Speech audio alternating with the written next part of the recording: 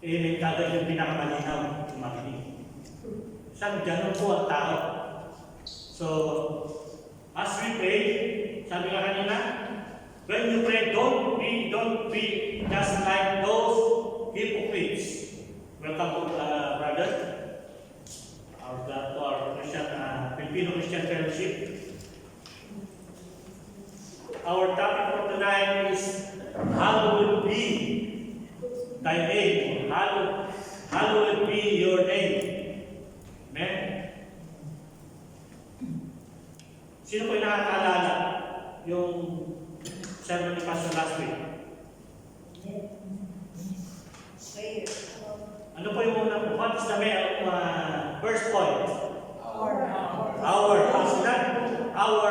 What is the implication of our? We as a community, we as a church. And Father, what is the implication of saying Father, our Father?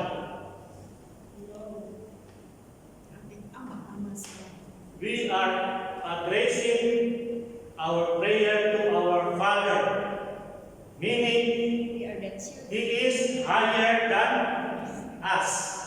Amen? And then, yung last point, heaven. When we say heaven, it means to say that there is a higher place. Our Father who is in heaven. We are calling out our Father that He is sitting or He is in heaven. Kaya sabi na nila, ang kanyang luglugan, He is seated, but His footstool is in the earth. So, ganun kalaki. Hindi naman siya figuratively na that's how big our God is, na parang wala na katapusan ng paa niya, nakasayad sa lupa. Pero ang mag-aalala po natin sa gabi ito is taken from the verse 9b. Hallowed be your name, the glory of God. Samahan niyo po ako sa mga panalangin. Father God, we thank you for this night, Lord. Salamat po, Diyos, na kami Panginoon ay muli sama-sama magpupuri sa sambahan. Father God, we thank you that you inhabit the presence of your people. As you said in your word, Lord, that through God, three gathered in your name, you are in the midst of them, Father God. We acknowledge your presence, Lord God, in this place. As we go, Lord, as we study your word, teach us, Lord, how to pray. Teach us by your word. The Holy Spirit is free to teach us. Lord, malaya ang kumilos. We are binababa ko namin ang aming mga sarili at itiyataas ko namin ang iyong presensya sa gabi ito, Diyos. Kaya Ama, malaya ang kumilos sa aming kalangitan. Father God, we thank you and we praise you. In Jesus' name we pray. Amen. Amen. The Lord's Prayer.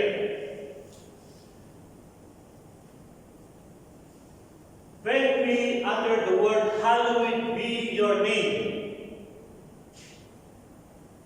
First, we will study the name of God, as stated in His Word. Sabi niya, our Father who art in heaven, hallowed be your name. The question is, what is His name? What is the name of our Lord? In the Bible, it was revealed by God that there's a lot of names who He used, who He speak to Moses, to the early Christians, the Israelites, and we will learn the name of Jesus, the name of God, whom we are praying. And I presume that whoever praying to God, we are calling His name. What is the instinct name that we are uttering? our Father. In the book of Exodus chapter 3 verse 14, God said to Moses, I am who I am. Say to these people of Israel, and I am has sent me to you. That is the most fundamental thing that we can say about God. And He is, I am who I am. Imagine po natin. Para bang ako nga si ako. So kung titingnan natin, napaka tawag nito na hindi pa rin natin maunawaan kung ano yung sinasabi niya. But in our imagination, He is simply saying that God is a God of eternity. Amen? That's what He said to Moses, I am who I am. Number 2, God said to Moses again, and I will proclaim you, in Exodus 33 verse 19, I will proclaim before you my name, and I will be gracious to whom I will be gracious, and I will be mercy on whom I will have mercy. In the heart of God, He is a very merciful, and in God's name, the reality is He is giving us the sovereign freedom. He makes His choices as on the basis of His own infinite wisdom, na kung saan He alone in all the universe, He knows everything. Kaya sinasabi niya, I will proclaim you my name, and I will be gracious. So our God is a gracious God. Amen? Amen? Amen. Puli po Panginoon sa sabi niya, amen. And number 3, again, God said to Moses, I appeared to Abraham, Isaac, and Jacob as God Almighty. That is the name of our God. As God appeared to Abraham, Isaac, and Jacob. And not only that, God exists in every freedom. And He is in an infinite power, so that He cannot be held in time or in any places, because God is Almighty. There is one belief sect in the Philippines. Maybe not all, it is all over the world. They are telling us that Jesus Christ is only a mighty God, not almighty. When we say mighty God, it is smaller. The size is smaller than the Almighty. But God proclaimed His name. And number 4, in Mount Sinai, when the Lord came down to Mount Sinai, the first thing He declared, His name. What is the name of the Lord? Name of God. The Lord, a God merciful and gracious, is slow to anger, abounding in steadfast love and faithfulness, keeping steadfast love for thousands, and forgiving our iniquity and transgression. Exodus chapter 34 verse 6 to 7. Nalaman po natin na nagpakita po siya doon sa Mount Sinai kay Moses. Nahulugan naman na He is everywhere. He is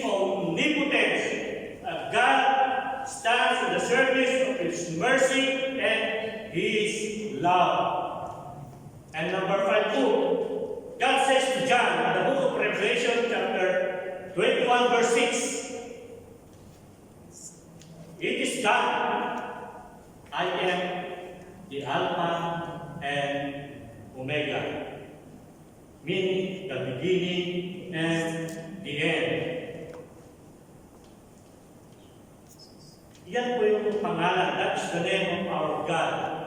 So, not only in the Old Testament, and even in the New Testament, He proclaimed His name. That's why He said in Exodus, in Revelation chapter 21, verse 6, I am the Alpha and Omega. Amen? Is God the Alpha and Omega?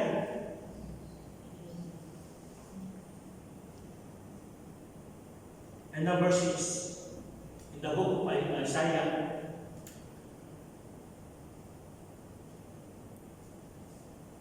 the Lord says to Isaiah, I am on the high and lofty one, whose name is holy. Isaiah 57:15, He is holy, and He is not an ordinary, but He is an extraordinary value, na kung saan siya po ay holy. When we are worshiping our God, we declare Him as holy. That's why when we are worshiping God, when we come into His presence, we should be holy because God is holy. So you cannot worship God without holiness. You cannot see God. That's why He is holy, then we should be also holy. Amen? So God inhabits a place infinitely above our ordinary world. And that is the gospel of Christ that comes here to indwell and crush us and humble the saints. And finally, number 7, God declares Him again in Mount Sinai. So the place where God declared His name mostly in the Old Testament is in Mount Sinai. Exodus chapter 34, verse 14. You shall worship no other God, for the Lord whose name is jealous is a jealous God. Sino po dito yung selosa? Guilty. Ako. That's all of us. Being jealous.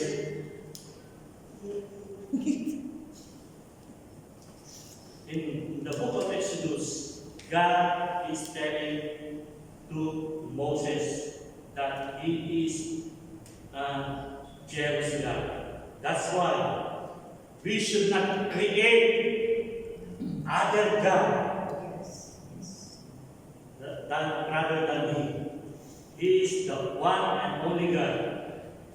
That's why when you love your spouse, when you love your brothers and sisters more than God, and then what is God telling us? He is jealous. It should be the number one. Lagi number one. Because when we love God, when we put God our first priority, everything we ask, when we pray, because as He said in Word, kung saan sabi niya, unahin mo ang kanyang kaharian. At ang lahat ng iyong pangangailangan ay darating niya. So, when we love God, He is also giving us a blessings. Then, what does God want us to do. In the Lord's Prayer, Jesus Christ teaches us that the first priority in praying is to ask that our Heavenly Father's name should be hallowed. What is the meaning of hallowed? Taken from the word hallowed.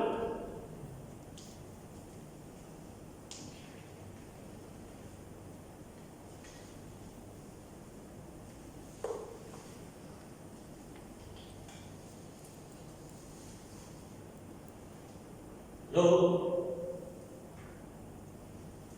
he teaches us the first priority that we should pray to our Heavenly Father's name be hallowed. Means we sanctify His name as He sanctified us.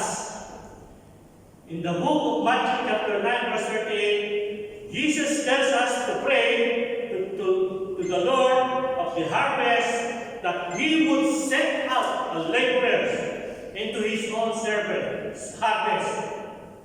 Kaya nga po, ang ating Panginoon ay siya ay nanalangin. Sabi niya sa atin, He teaches us to pray to the Lord of harvest. Ano kaya yung ibig sabihin dito? We are as Christians should be a part of the harvest. Sino po yung nakakita mo dito ng harvester? Rice harvester.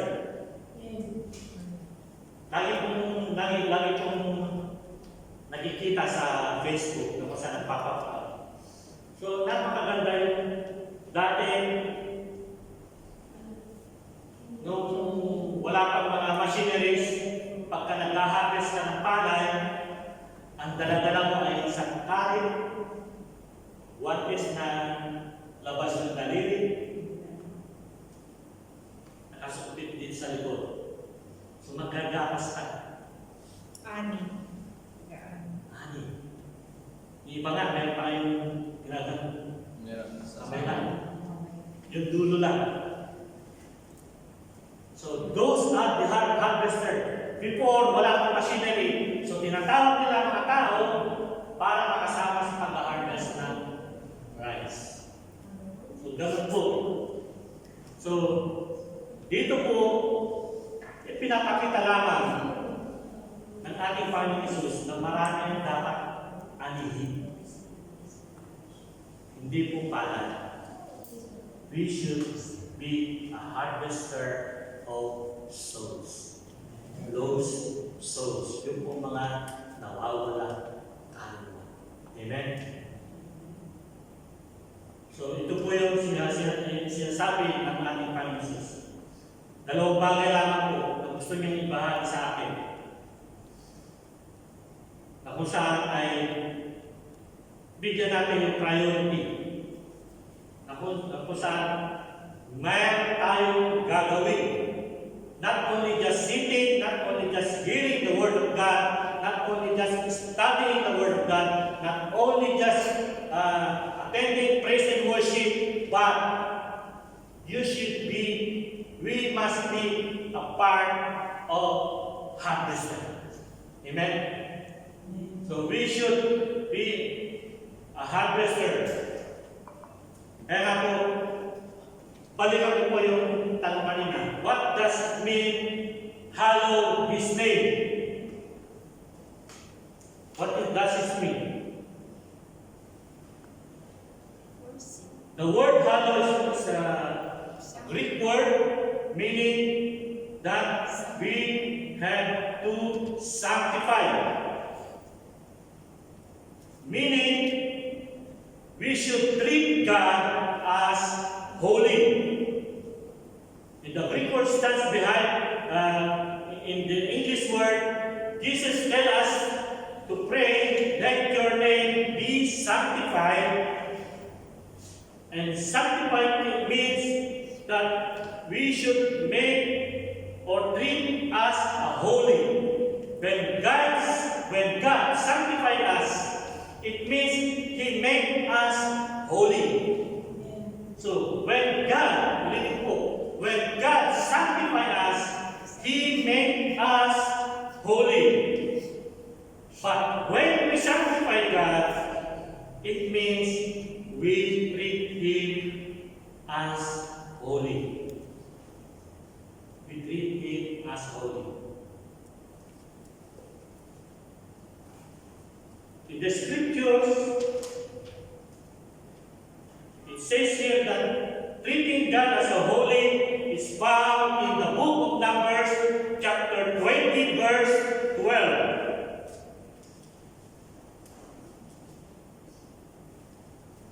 Okay, plus Brother Sian. Numbers 20, verse 12.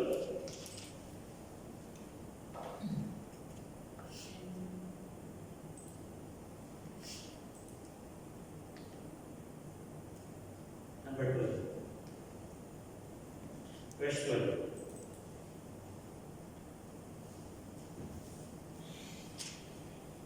But the Lord said to Moses and Aaron, because you did not trust in me enough to honor me as holy in the sight of the Israelites, you will not bring this community into the land that I give them. So, when we will not treat God as holy, sabi niya, doon sa ginawa nila, ay hindi sila makakaparoon doon sa iyong pinangako sa kanila. Sa buhay ng isang Kristiyano, sinasabi natin, God is holy. But are we treating God holy? In what way we are treating God as holy?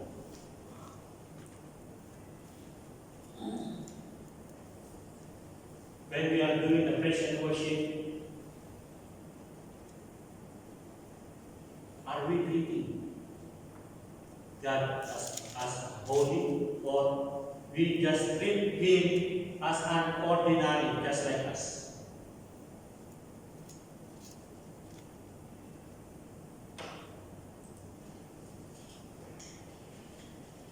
Ano po yung nangyari? What happened when Moses grumbled? When the Israelites were wandering in the desert and they had no water, ano po yung sinabi ng Diyos kay Moses? Sino po yung nakakaalam mo? God tells Moses to speak to the rock and bring forth water for the people. But what did Moses do? Ano ginawa niya? He struck. Ang sabi niya, speak. Sabihan mo lang. But dahil sa ibis niya, tinalo niya. Siguro, habang pinapalo niya, may mga sinasabi siya. Ano kaya? Ang tigas naman ang ulo yun. Ayaw niya sumunod. Siguro ganun kaya ang sinasabi niya. But God specifically told Moses, speak to the rock. Sometimes when God is speaking to us, a small voice that we heard from God. That small voice that can lead us, that can protect us, that can satisfy us But when we are doing bubbling word, yung instruction, the instruction of God, we must follow. Amen? Dahil ang instruction po ng Diyos ay sigurado. Pwede tayo magtiwala doon. Amen? Ano po nangyari? Nung pinalo niya yung bato.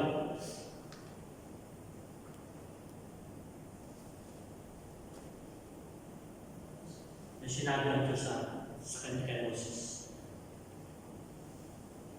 God said to Moses, because you did not believe in me, meaning to sanctify me or to hallow me in the eyes of the people of Israel, therefore you shall not bring this assembly into the land which I have given them. So yun po yung consequence na nangyari sa kanila. Dahil lamang doon sa pagsuway ni Moses, dahil sa kareklamo ng mga Israelita, they are bubbling, they are always complaining. Then, what was the result? You shall not bring this assembly, meaning yung mga matatanda doon ay hindi nakapunta sa promised land. Sa atin, ano kaya yung promised land na? What is our promised land?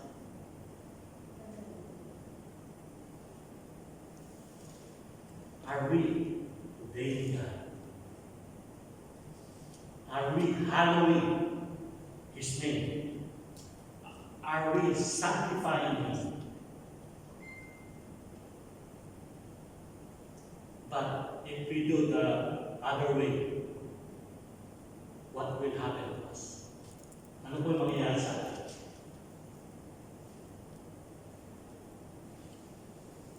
Hindi rin tayo makakarating sa promised land. What is the promised land? That God prepared for us. Heaven or hindi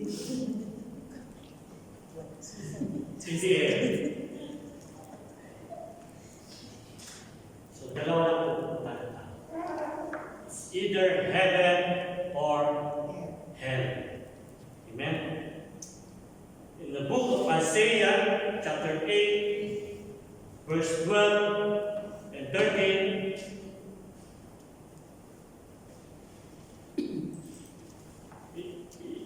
it explains here that the meaning of hallowing the name of God is God speaks to Isaiah and warned him not to be like the people of Israel. So, may warning, there's a warning of God. To whom? To Isaiah and even us today.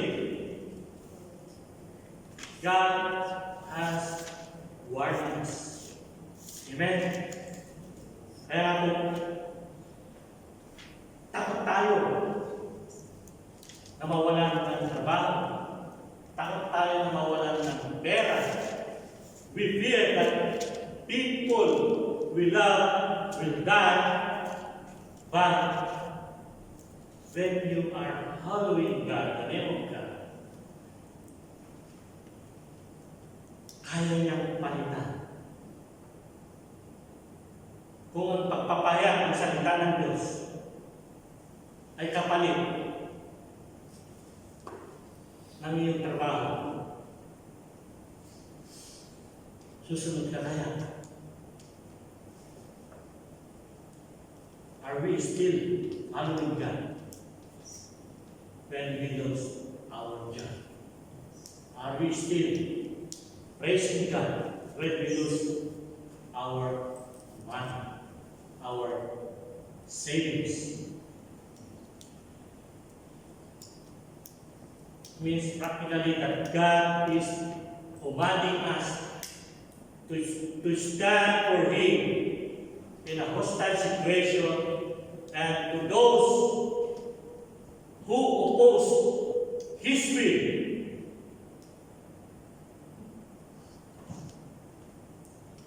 will compensate what they have done. Kaya po, huwag tayong matakot na tayo ay mawalan basta mayroong Diyos na nakagabay sa atin. That's what we say. When we pray, hallowed be thy name, means, Father, let your name be feared.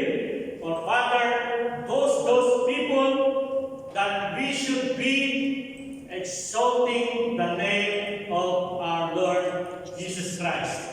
In the book of Leviticus, chapter 22, verse 31 to 32, it says, So you shall keep my commandments and do them. I am the Lord, and you shall not profane my holy name, but I will be hallowed among the people of Israel. I am the Lord who sanctify you. Kaya when we hallow the name of God and we keep His commandments, then when we pray,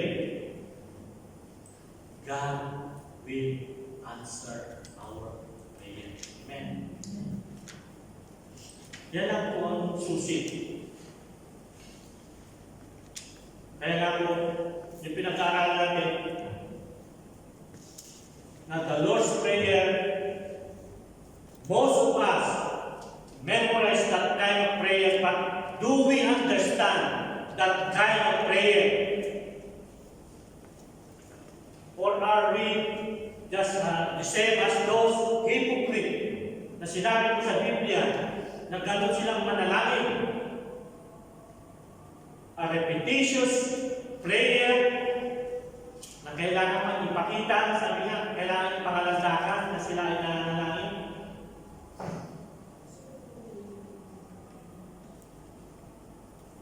So, kailangan po natin maunawaan kung ano po ang ibig sabihin ng hallowed be your name. Dahil po, pag sinabi po natin ito po yung sinasabi na glorified be your name. Kaya po, ang hallowed be your name is a request. It is a request and it is not a declaration. Kaya po, sasabihin pa natin, Lord, your name is hallowed. We are saying, Lord, cause your name to be hallowed, and this cause your word to be believed. Kaya dapat natin po maunawaan anong ibig sabihin nito. Magmula ng maliit po tayo, alam na narinig po natin ang panalangin. And even this church, sa ESC, laging nire-recite yan. The Lord's Prayer. Iba pa na talagang ang ganda ng pronunciation. But do we understand that kind of prayer? For whom we are praying?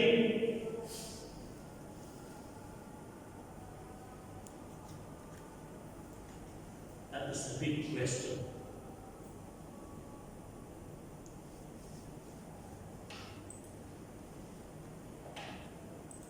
So we are praying. Our Father, who art in heaven, hallowed be thy name. We are praying to our Father. And we are asking God a petition. When we pray, ang lagi pong implication nito ay nananalangin tayo para humiling.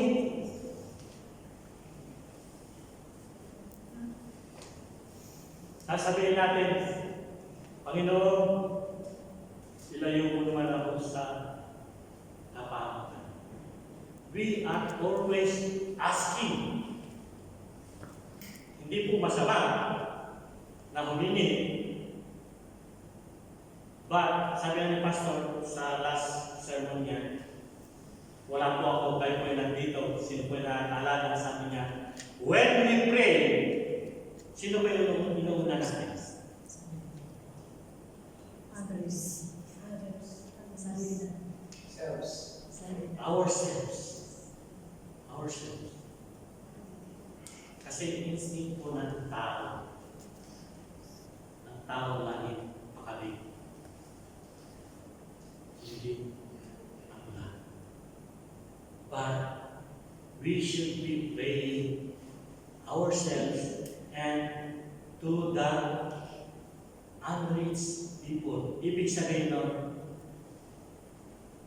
hindi lang yung mga kaibigan, not only those friends, not only those acquaintances, not only your family.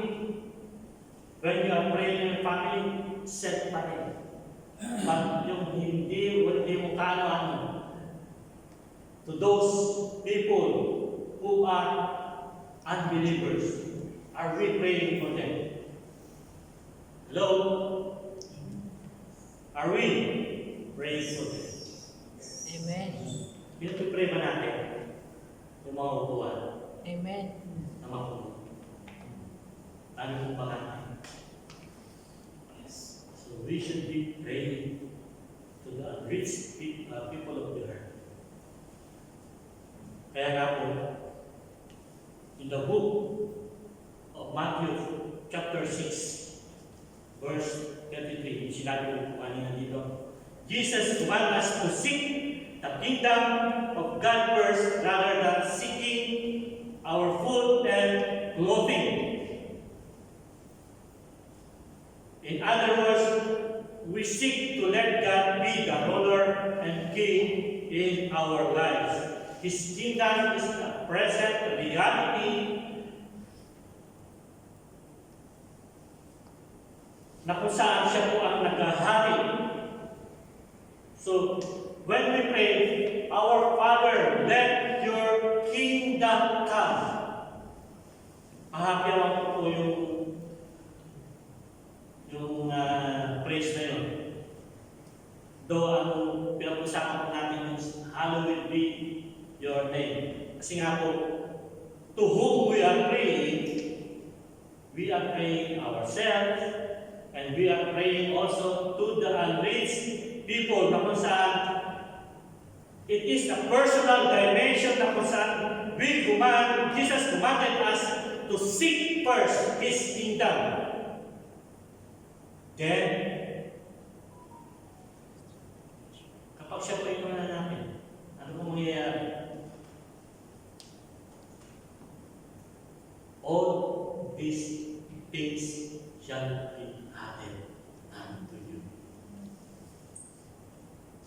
So, we prioritize God, but we are benefiting those what we are doing. When we put God first, we are also having those benefits. Amen?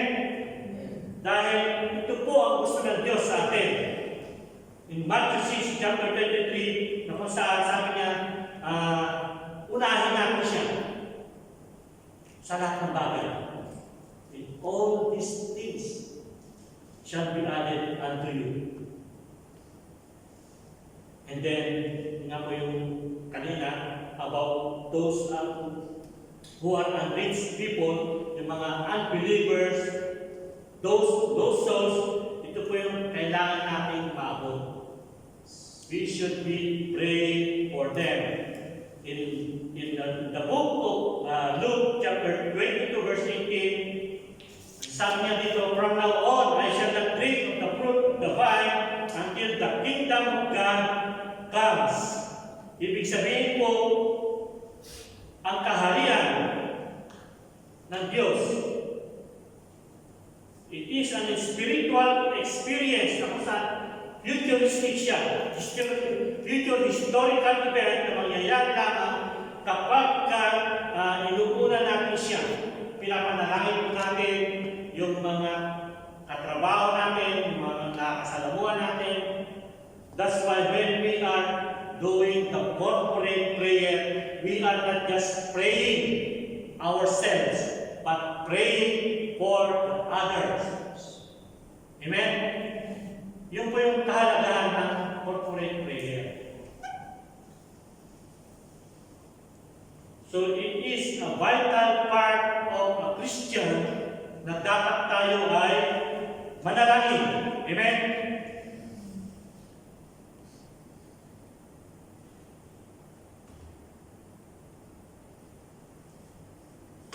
Next po, wala siya. Ano yung sunod?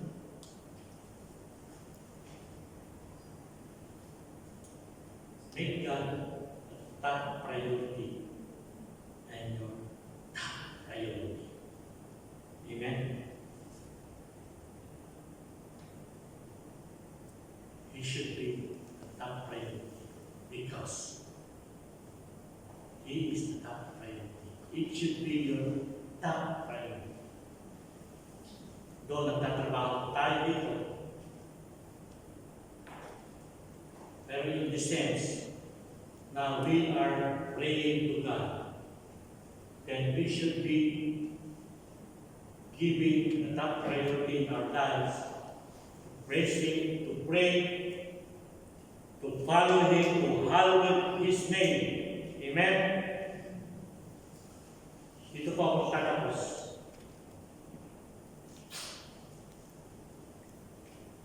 These are the implications na kung saan ito po yung tinuturo po sa atin ng ating Panginoon. The Lord Jesus Christ is teaching us to make God's top priority on your top priority. Number 2, pray those priorities into reality. Ano po ibig sabihin? We make God as our top priority. In our top priority, then pray those priorities into a reality. So gagawin po natin. Amen? Amen? Gagawin po ba natin? Ayaw niya na. Number 3, seek to let this prayer be an answer in your life. So ang Diyos po, ang ating Panginoon ay tinuruan po niya tayo how to pray. He teaches us how to pray. Even His disciples is asking, Lord, teach us to pray. This Lord's Prayer po ay it is only a model for communication with God. And I challenge you, church, kumusta na po ang prayer life natin? Hello? Nananalangin po ba tayo? O nananalangin tayo pag kami kailangan na?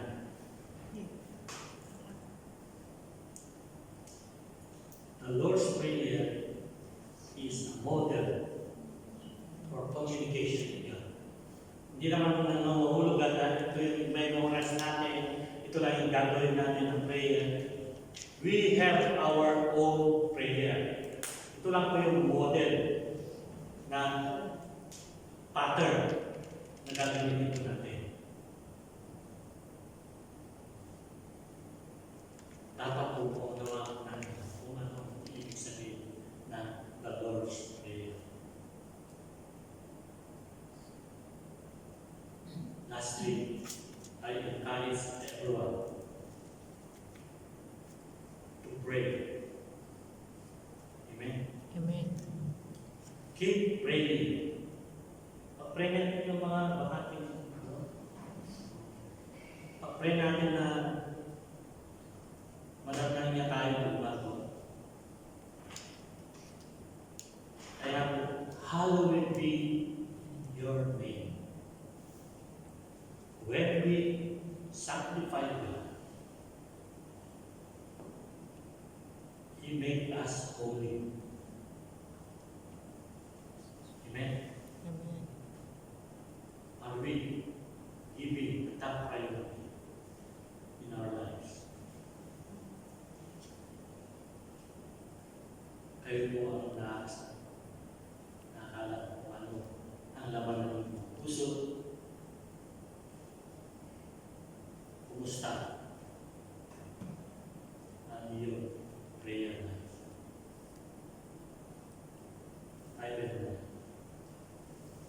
Salamat po mga sila ng Diyos. Father God, thank you po sa pangalan tayo. Ayong dakilang pangalan, hallowed be your name. Father God, thank you for this night. That teaches us how to pray. That we should be giving the top priority, calling you and praying our needs, Lord. Father God, turuan mo kami paano manalangin. Let your Holy Spirit teach us how to pray, Father.